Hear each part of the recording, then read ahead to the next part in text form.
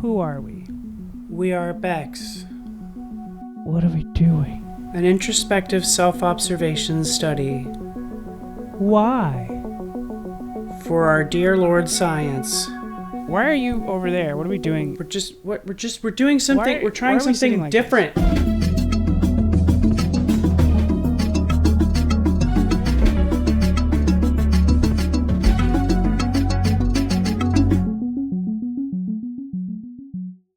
So yes, things are different for today. I also don't really need to have these on.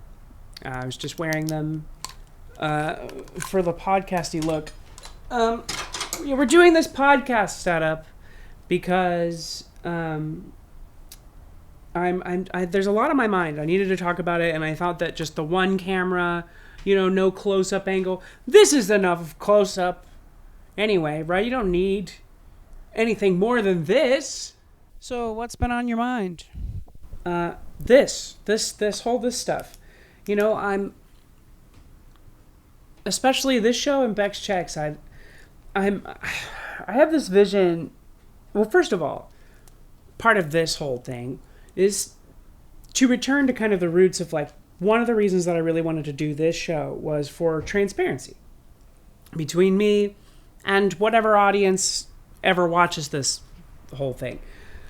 I thought it'd be cool because like you don't really see content creators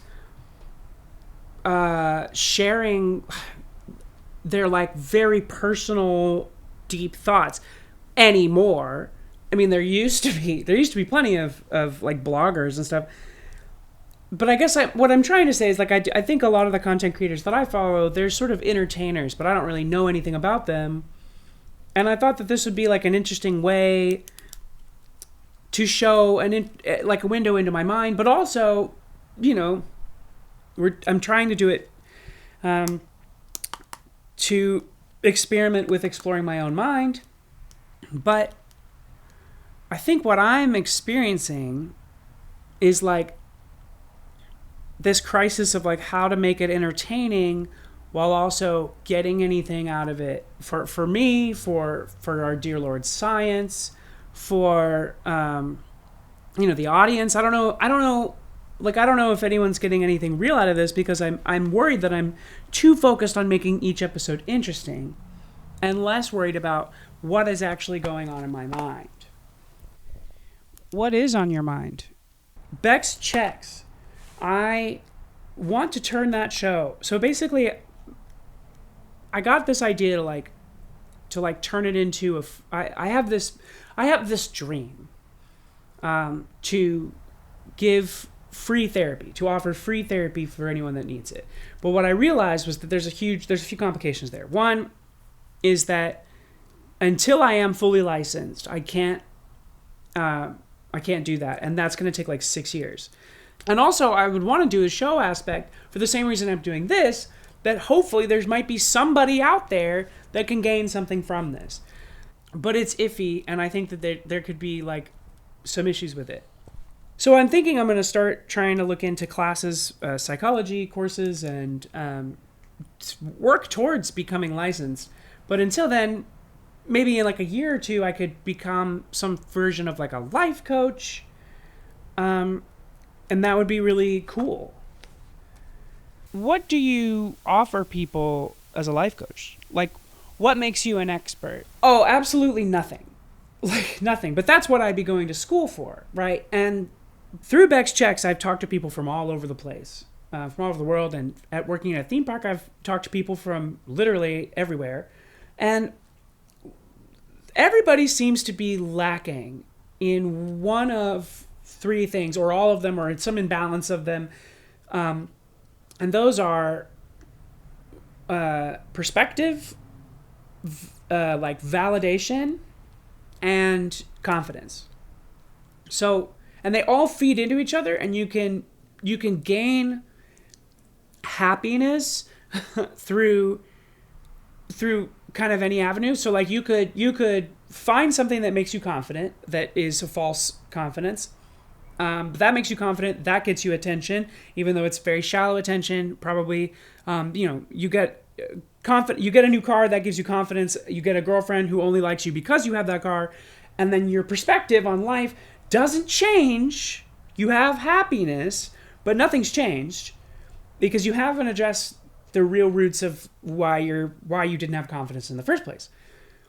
So then, but you could theoretically, you could learn to change your perspective. That perspective might result in changes in behavior, changes in beliefs, changes in whatever, which might result in more meaningful relationships because you might be, your perspective offers more honesty for yourself. So your perspective on yourself, your perspective on the world, your perspective and your belief systems, all these things that help you see you for who you are. And I think the more honest you are about your perspective, the more critical you are about the evidence that you're given. All those things will lead to you being a more well-rounded human, probably. That will lead to more meaningful connections. So you'll be more likely to be validated the way you need to be validated. And those things will bring you confidence. And you'll have confidence because you are not scared of the world. You're not scared of as much as you might have used to be. You're always going to find new fears. There are always new terrors. Who do you want to help? Well, everybody. I want to help everybody, and I especially want to help people who can't afford it. Because I don't know. That's the interesting thing about like going to school and I'm legitimately trying to get a license in something is that like if I do this, I have to know the whole time I'm doing it that I do not intend to use this degree in the way it's intended to be used. Like I know that I'm going to break the rules as soon as I am licensed. And I don't know, there's no rule against doing it for free, but it's like people are going to call me crazy for doing it. Do you really think you can do all that? I think I can. Money is the biggest problem, obviously. I'm going to have to figure out how to finance school. But there might be some options out there. Anything else you want to talk about?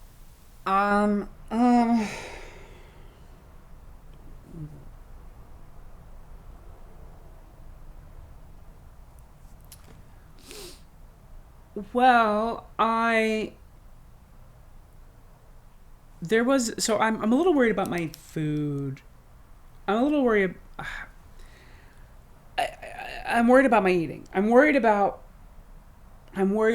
like, I feel like I'm losing control of like when I eat and what I eat and why I'm eating it. And losing sight of like what health even is and like whether it even matters. And like, it kind of just feels like everything's bad for you and none of it is really even appetizing. And maybe I'm depressed. It does kind of sound like depression, doesn't it? What specifically has happened? Well, like regarding food. Well, like I ordered Taco Bell with my partner gave me money to go get cash for laundry, and I spent it on Taco Bell. And like as soon as I was eating it, I thought like, what have I done? Like, what is wrong with you? How did you got Taco Bell? Like, I couldn't have been more cliche with it. I was like a fucking toddler. You gave me $20 and I went, oh, Taco Bell. And like, especially when I'm like really passionate about helping people who are hungry. I'm like really trying to get involved in like homeless outreach and things like that. And then I'm impulsively buying Taco Bell with my partner's money that isn't even for food. Like, what is wrong with me? So is it really a food thing or is it just like an impulse control thing?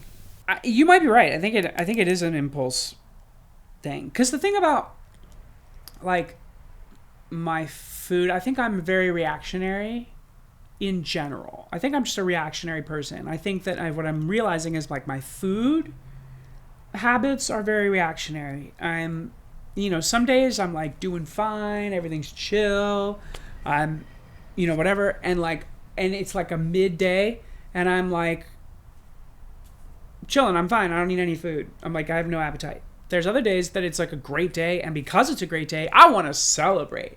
I'm going to get something nice to eat. And then there's days where I'm having a horrible day, and I'm like, well, at least I can eat food.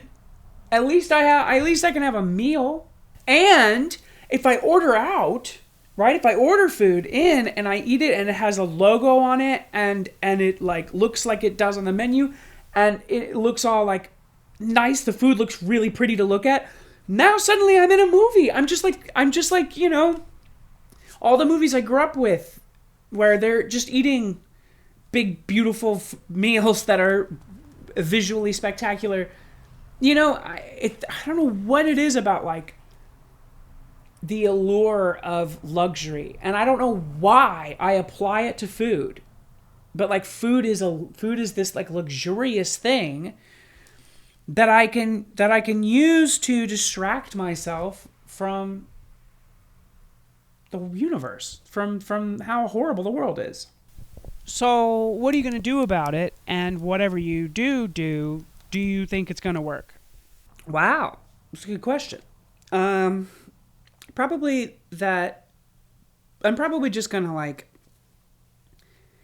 as I've been doing over the last couple of months, is like learning more self-control, learning more discipline, learning more prolonged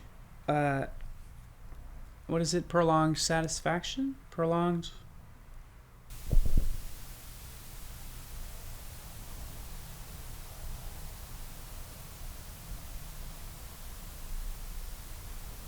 So yeah, I pretty much I feel like that's most of what I have to talk about today. I mean, there's certainly more going on under the surface here, but I think I'm still in the early stages of a lot of these thoughts. And one thing that seems very clear to me about whatever is going on with me lately is that it seems right.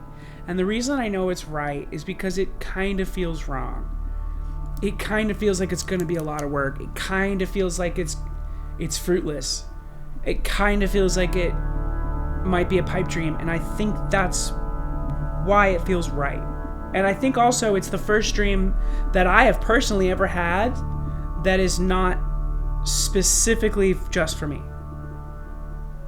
It's the first dream that I've ever personally had that like I want to do something for other people. Well, I mean, like I've obviously wanted to do stuff for other people, but like I want to devote an entire chapter of my life to figuring out how I can help people in real, tangible ways.